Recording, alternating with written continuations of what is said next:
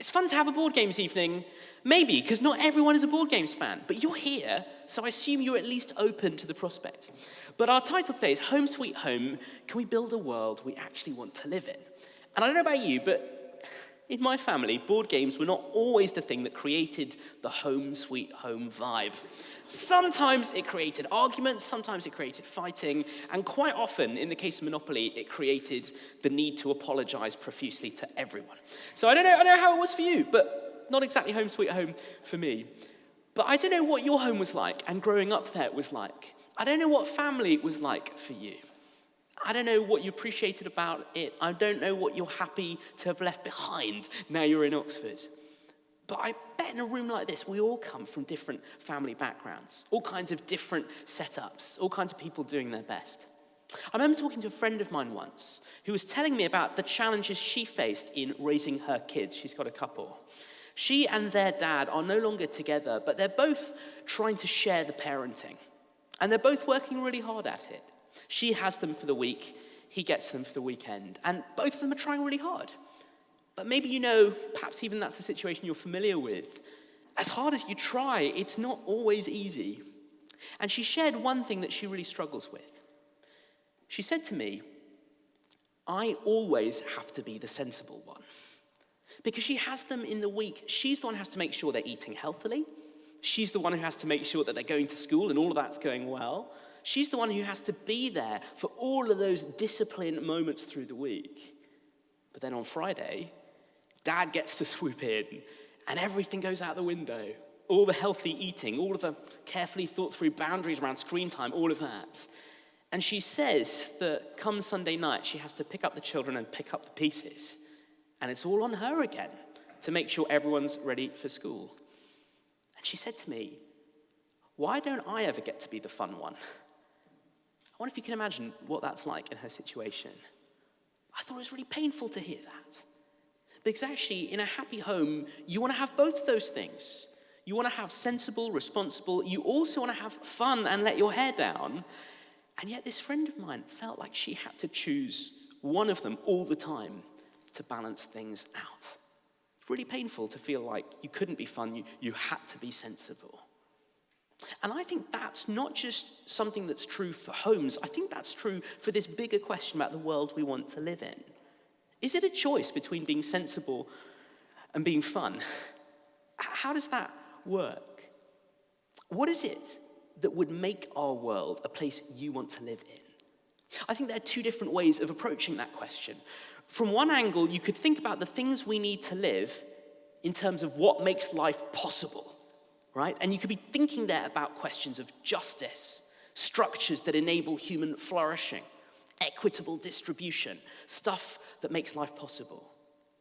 But you could also look at that question and think about it in terms of what makes life worthwhile, the stuff you want to live for, the things that bring joy and excitement and fun. Can you have both? Or do you have to choose? Do the two of those things pull apart? I think we see that in our politics as well. So you have a Falstaffian character like Boris Johnson, whose career as PM ends in disaster. Were any of you surprised when that happened?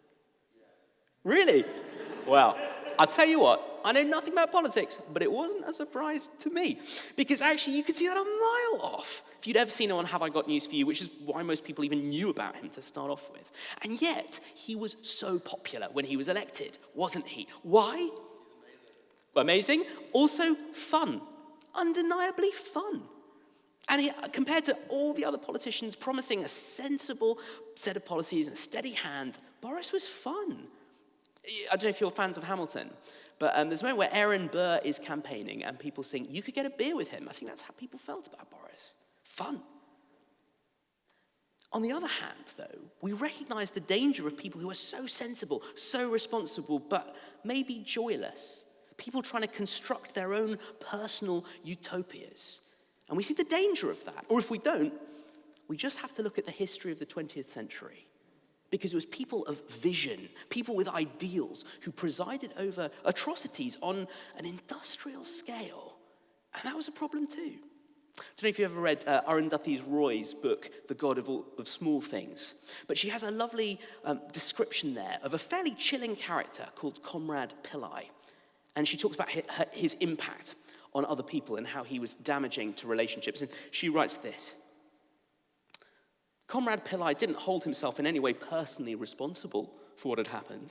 He dismissed the whole business as the inevitable consequence of necessary politics, the old omelette and eggs thing. But then Comrade K&M Pillai was essentially a political man, a professional omeletier. It's a great description for some of the people who really warped the 20th century. Professional omeletiers prepared to break as many eggs as it took, as many individuals as it took, to accomplish some kind of collective goal. A terrible thing. And what's interesting is when I get to go around and have conversations like these and hear your questions, I actually hear people criticize Christianity from both of those directions. Some people who say that it's not serious enough, too heavenly minded to be of any earthly use, and therefore never cutting through to the things that are real issues. Or from the other direction, too serious, too stern, and too world-denying to liberate humans for the joys that they're craving. I wonder, sitting here, which one you're coming at Christianity from, which problem you think it has. And goodness, there are Christians enough to give you that objection from both directions. But what I found when I looked at Jesus in history was something so different, refreshingly different. And that's what we're going to look at now in our reading. So Bethan's going to come up. And can I encourage you to grab one of these? They're on your table. Do grab them. And while Christians believe that these accounts are more than just history, no one should believe that they're less than history. Scholarship underlines these texts as from the first century and offering a strong claim to eyewitness testimony. And so wherever you're at this evening, I invite you to read it on those terms. So if you open up, and we're on page 7, and we'll have 2 readings. Here's the first one. Okay, so the first reading is the bit that's subtitled, Jesus changes water into wine, just starting at the big number 2. On the 3rd day, a wedding took place at Cana in Galilee. Jesus' mother was there, and Jesus and his disciples had also been invited to the wedding. When the wine was gone, Jesus' mother said to him, "They have no more wine." "Woman, why do you involve me?" Jesus replied. "My hour has not yet come." His mother said to the servants, "Do whatever he tells you." Nearby stood 6 stone water jars, the kind used by the Jews for ceremonial washing, each holding from 80 to 120 liters. Jesus said to the servants, "Fill the jars with water." So they filled them to the brim. Then he told them, "Now, draw some out and take it to the master of the banquet." So they did so, and the master of the banquet tasted the water that had been turned into wine. He did not realize where it had come from, though the servants who had drawn the water knew. Then he called the bridegroom aside and said, "Everyone brings out the choice wine first, and then the cheaper wine after the guests have had too much to drink. But you have saved the best till now." What Jesus did here in Cana of Galilee was the first of the signs through which he revealed his glory, and his disciples believed in him. After this, he went down to Capernaum, where with his mother and his brothers and disciples. There they stayed for a few days. Thanks, Bethan. So there you have it. The first miracle Jesus is recorded as doing, the Messiah setting out his stall. What is it? Wine. Loads and loads of wine. Showing you that Jesus is the one you can trust for joy, which is a huge surprise to me when I first read that. He's at a wedding, family sort of thing. His mum's there as well, and she tells him that the worst has happened. They have no more wine. Now, at this point, what do you think a killjoy God, a world-denying God, is going to do? He's going to cross his arms and say, "Good. You're all having too much fun anyway. I'm glad there's no more wine, and now we can all get serious and pray," or something. That's what you think he might do. And yet, that's not what Jesus does here, is it? Remarkably, he rescues this wedding in crisis in the most astonishing way by providing loads and loads of wine. And that is so different from the Jesus so many of us imagine. Here's the thing. Because so many of us imagine Jesus as a killjoy, we don't take him that seriously. Yes, of course, there's loads of evidence to weigh up and think about, but if you think he's out to ruin your life, why would you care to look? But that's not what Jesus is out to do. He brings wine. And he brings wine in a world where the wine always seems to run out on you, where the joys that seem so good always seem to fade away. That's what life is like. And I'm pretty sure you've experienced that. And if you haven't, I'm sorry to say, you will at some point soon. We set ourselves on all kinds of goals. We strive to reach them. And then one of two things happens. And let me share something from BoJack Horseman, which is a brilliant Netflix cartoon. And one of the characters says to the other one, that's the problem with life. Either you know what you want and you don't get what you want, or you get what you want and then you don't know what you want. It's so right. Because maybe you know what it is that will satisfy you. You know what it is that you've set your heart on, and then you never get it. And your life is just what ifs and if onlys, and a sense that you've missed the boat. Or maybe more cruelly, you do get it. And you realize that somehow it isn't enough. You realize somehow you now don't know what you want anymore. And you need to figure it out again. You need to set yourself on something else again. Why is that? Why is that such a common human experience? Why does the wine always seem to run out? Especially now in 2023, when we know so much about ourselves and about the world. We've understood ourselves. We think from the inside out. We've mapped the human genome. But are we necessarily happier people as a result? Real and lasting pleasure seems as far away from us as ever it did from any other generation of human beings. Why is that? And what should we do about that? Some people will say, we should get over ourselves. That's it. That's the world. The atheist philosopher Bertrand Russell once counseled us to build our lives, he said, on the firm foundation of unyielding despair. And I promise you, I didn't go out of my way to find a particular grim-looking picture of him. I think this is just kind of how he looked. But I guess that is what you would look like if you told people to build your life on a firm foundation of unyielding despair. We should get over ourselves. Of course the pleasure's not going to last. Why do you think otherwise? The wine runs out and that's it. That's it. But Jesus says something so different. And Jesus does something so different. In a world where the wine runs out, he brings the wine. And a lot of it. I did a little bit of maths. That's how much I love you guys. I did a little bit of maths and tried to calculate how much wine. Depending on the measurements you're using, Jesus brings at least 730 bottles of wine to this wedding. Massive quantity. And it's the good stuff. It's not what we, when we were students, called alcohol, gotten as cheap as possible. It's the really good wine, the kind your college gets out for the most important people it knows. This is wine so good that the master of ceremonies can't believe it wasn't opened first before people got a little bit too wasted and couldn't tell the difference. That's what Jesus does for a world where the wine runs out. He brings wine in quantity and quality. That is hardly sensible but joyless, is it? That's hardly what you expect from the killjoy God, because that's not who Jesus is. And here's how John, writing it, sums it up. If you want to look down at verse 11 there on the page. What Jesus did here in Cana of Galilee was the first of the signs through which he revealed his glory, and his disciples believed in him.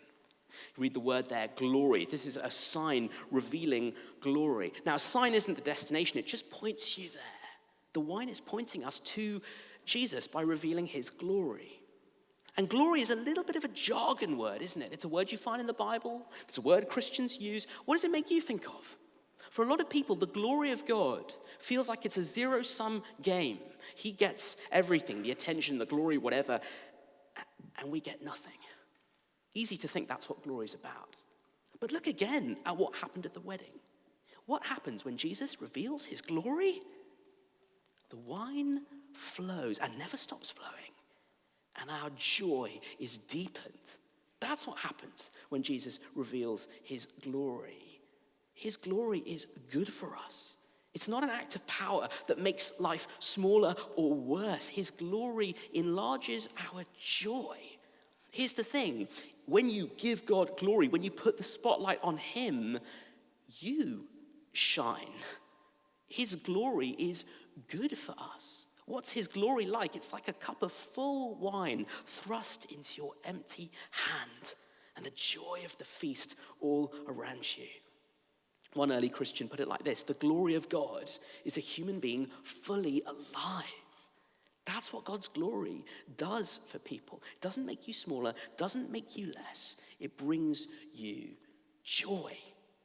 Jesus brings the wine. And that's the wonderful twist of what we saw in verse 6. There's a detail there. I wonder if you spotted it. Where does Jesus do this miracle? Verse 6. 6 stone water jars, the kind used by the Jews for ceremonial washing. These jars are a picture of all the things we do to make ourselves good enough for God. And isn't that what Jesus is all about? Getting us to clean up our act, getting ourselves to try harder and harder? No. In those jars, he turns water into wine, showing us that what he's come to do is not crack the whip, not get us to clean up our act, to bring us joy. He is more committed to your joy than you could ever have guessed. He's more committed to your joy than you are. But here's the thing. He doesn't just bring wine, because wine isn't all we need. And so as the reading continues, we move from a wedding in Cana to the temple in Jerusalem, and carry on from the bottom of that page. Bethan is going to read it. Thanks.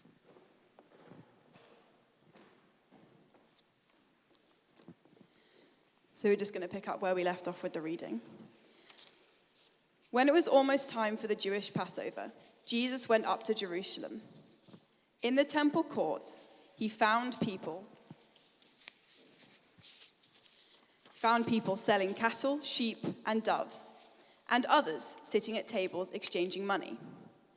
So he made a whip out of cords and drove all from the temple courts, both sheep and cattle. He scattered the coins of the money changers and overturned their tables.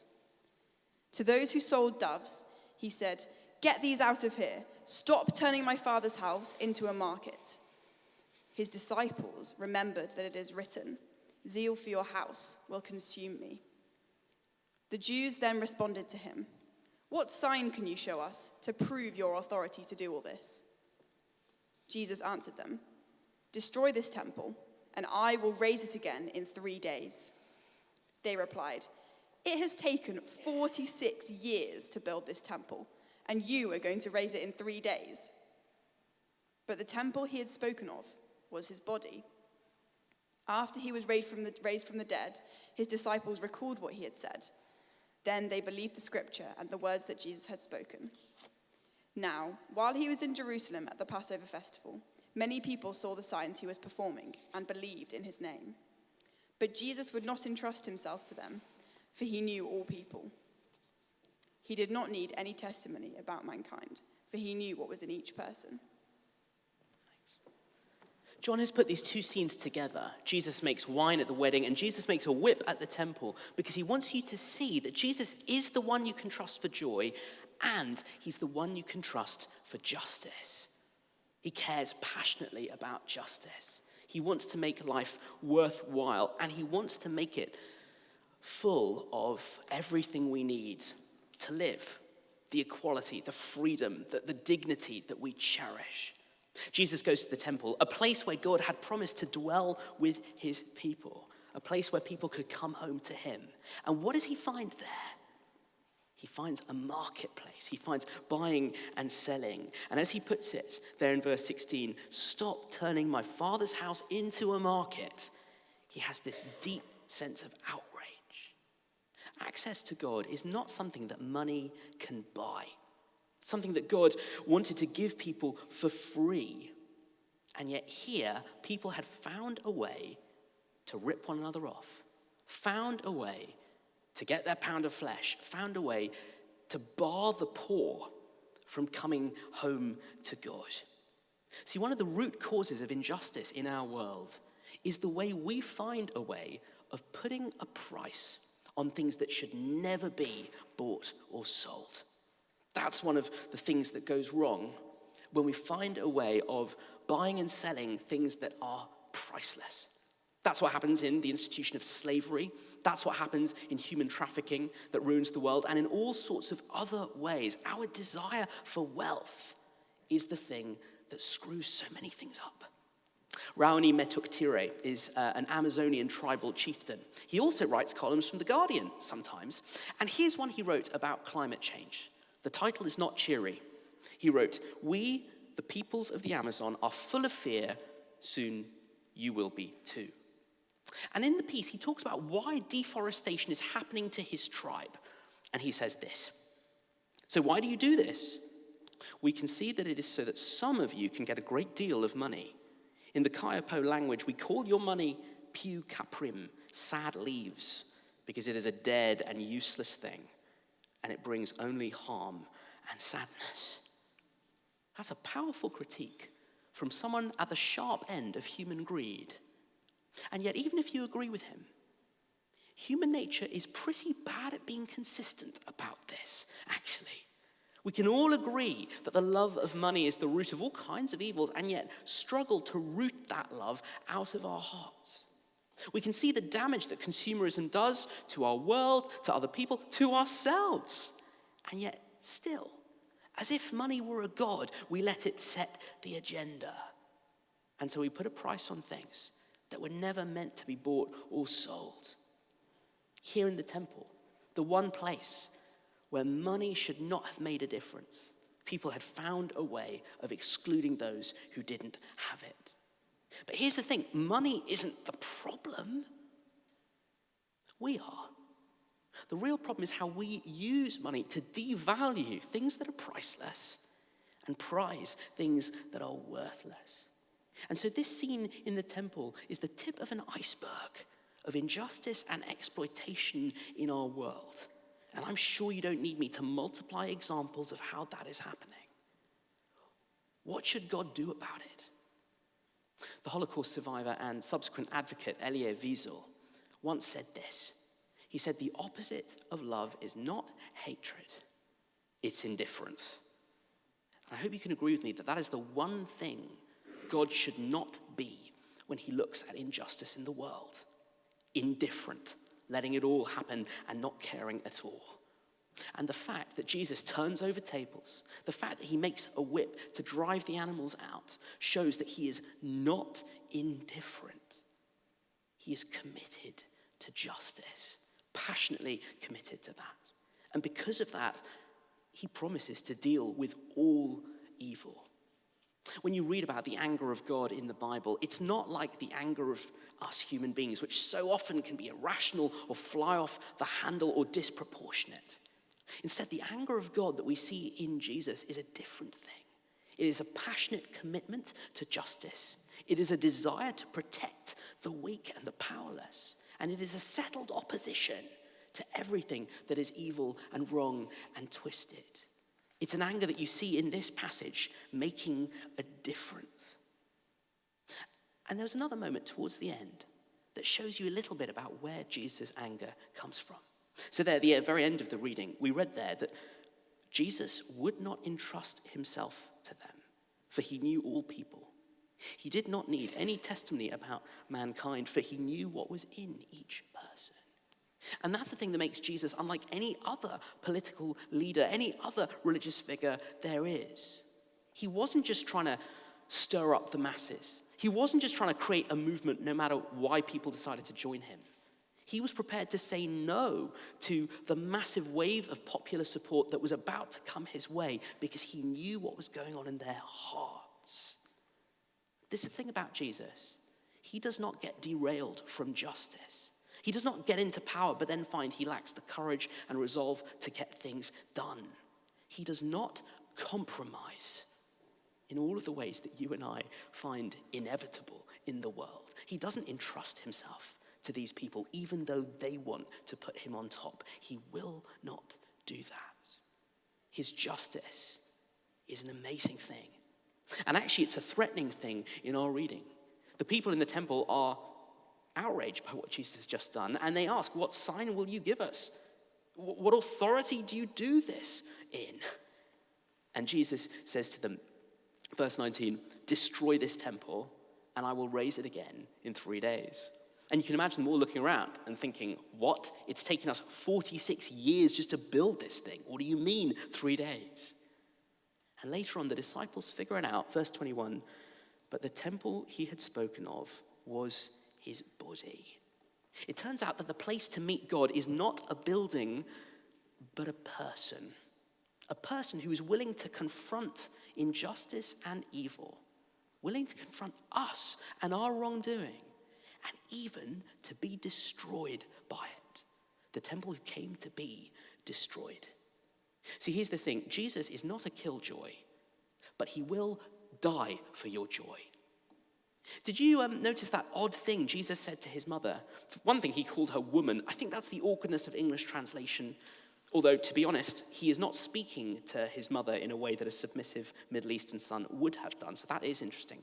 But more interesting, he says, woman, why do you trouble me? My hour has not yet come. Keep reading John's gospel and you realize his hour does not come at a wedding. His hour comes at a public execution.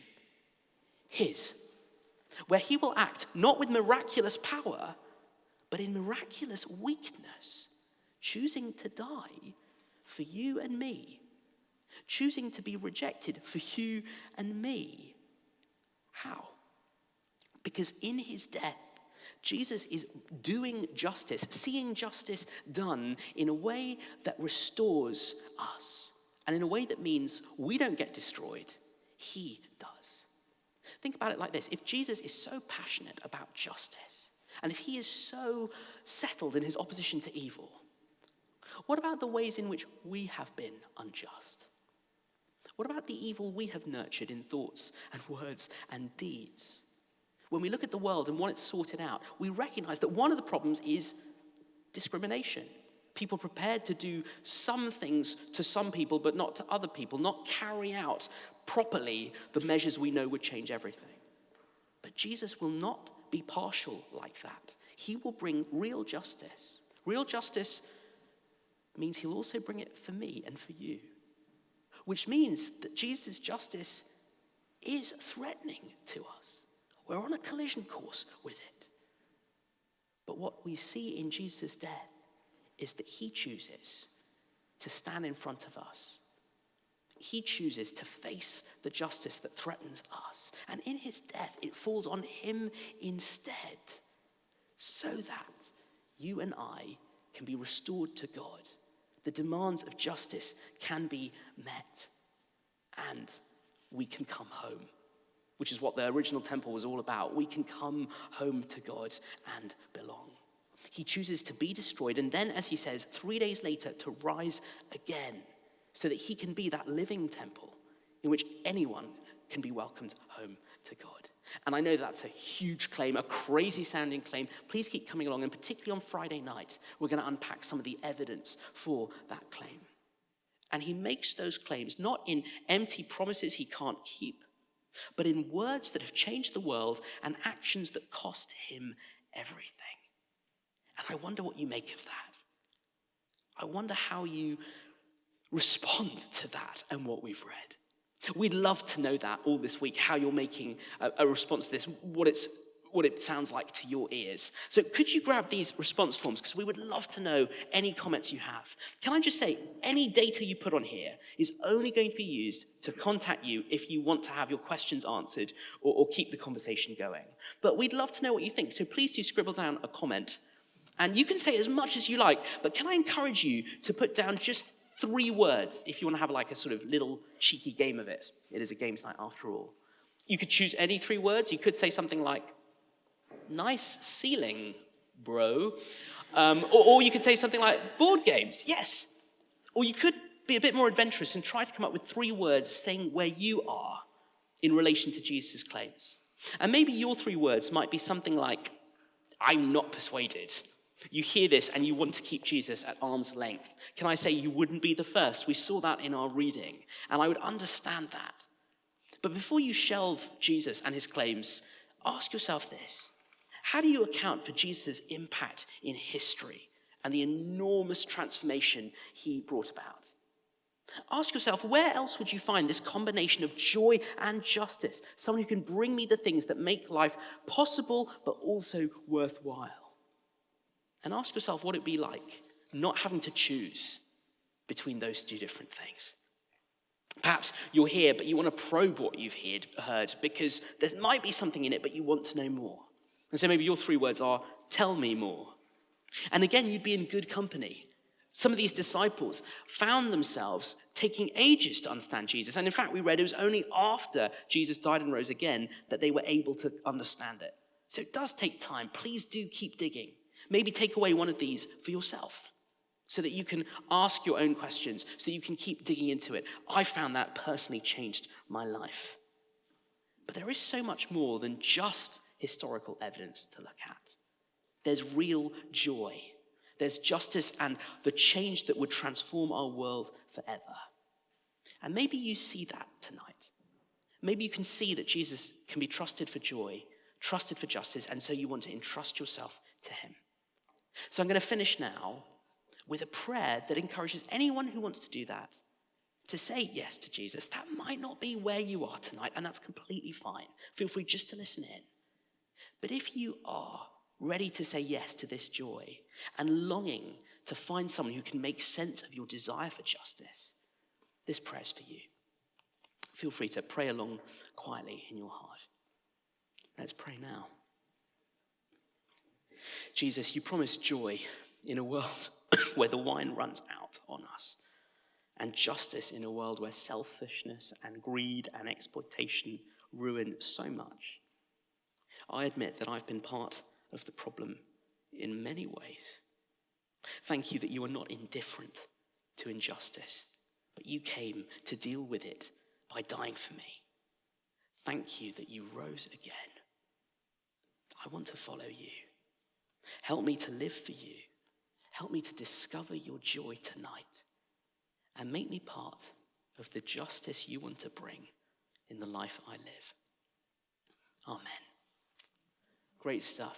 Thank you so much for listening. Please do put questions up on Slido. In a few minutes' time, we'll have a bit of Q&A and then board games to your heart's content. Thank you so much for listening.